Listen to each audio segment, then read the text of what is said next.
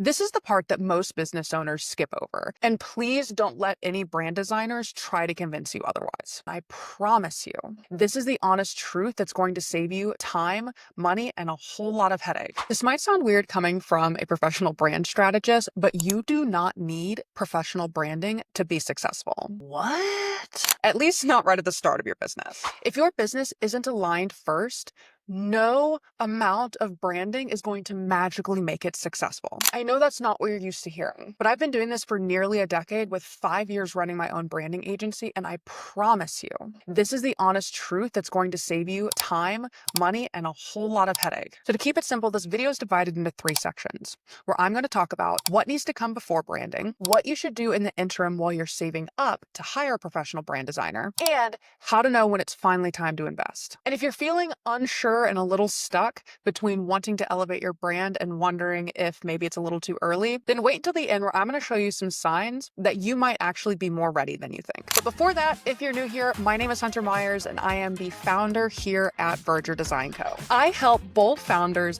build solid brands through strategy-led design. And on this channel, we treat branding a bit like dating because both require clarity, chemistry, and timing. So first up, what needs to happen before you invest in branding? This is the part that most business owners skip over, the actual business foundation or kind of that clarity in your business. And as a designer, I totally get it because playing around with fonts, colors, and mood boards is a hell of a lot more fun than defining your offers, figuring out who you serve, and learning how to sell that to them. But here's the deal. If you haven't figured out what you're offering, who you're selling it to, or how to get them to buy it, branding is not going to give you the ROI you're actually hoping for. In most cases, it'll actually wind up costing you more money in the long run. I've said it before and I will say it again, branding doesn't fix a business model that isn't working. And please don't let any brand designers try to convince you otherwise. Before branding comes business knowledge. You need to have real conversation with potential buyers. You need to test your offers, learn how to sell,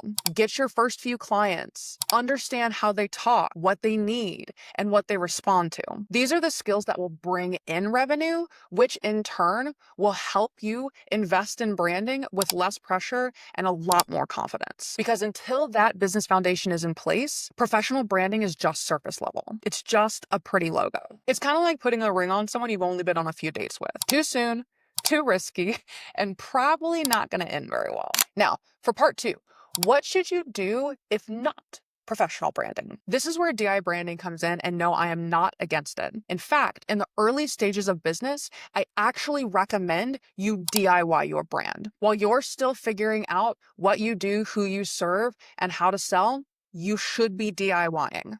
Not because it's cute or scrappy, but because it buys you time. Time to test, time to pivot, and time to change your mind, which I can almost guarantee you will happen. I've personally shifted many things in my business, including offers, target audience, and selling techniques over the last 5 years. And lucky for me, I do my own branding. But for most business owners, that would mean paying for a rebrand multiple times in the first year or 2 of operating. And that can be expensive as hell. I would much rather you invest that money in a business or sales coach so your foundation is solid before hiring someone to elevate your brand. So if you're still in the discovery phase, don't rush the visuals. Use the tools available to you, keep it clean and clear, and focus on building proof that your business works. If you've come this far, it's time to talk about what to do after DIYing your brand.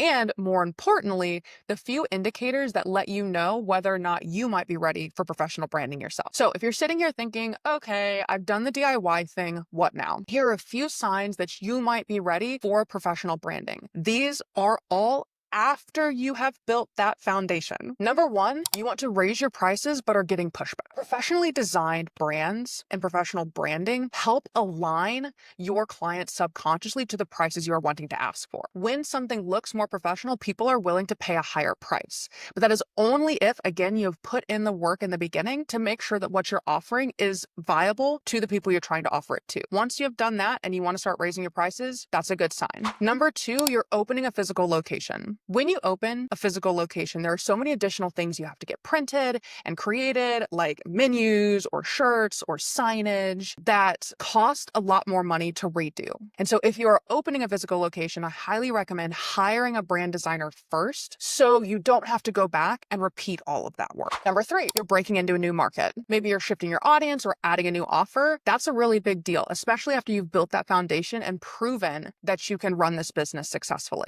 You now need a brand that's going to clearly speak to this next level of your business and help integrate this new audience and these new offers into what you are currently doing. Number 4, you're embarrassed to share your website or logos with people. If you are afraid to be sending people to the place where they can learn more about your business, that is a sign that you may need to hire a professional designer to help boost your confidence and get you showing off what it is that you do a lot more regularly. And finally, number 5, you've just outgrown your old branding. And this is really, really common in businesses who have been doing this for a couple of years. Chances are you started out, you were doing things yourself, and as your business grew, as your skills grew and developed, your brand didn't quite grow along with you. And so there feels like a misalignment between who you once were, who you are now, and who you are wanting to become.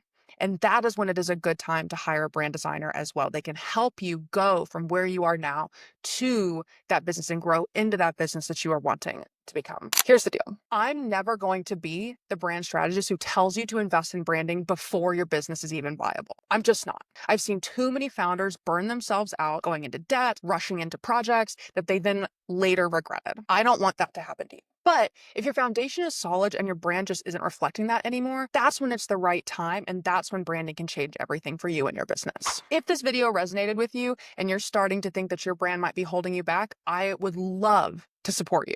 You can book a free one-on-one project consultation with me where we can talk about how I might support you and your brand. Or if you're not quite ready for that yet, check out my AI-powered customer clarity workshop where I'll help you figure out exactly who you're trying to attract before you ever open up Canva to DIY that visual brand. And if you're into conversations like this, no fluff, no clickbait, subscribe to my channel, because this is a safe space where we talk about building brands that actually last without pretending there's only one way to do it. So until next time, keep killing it.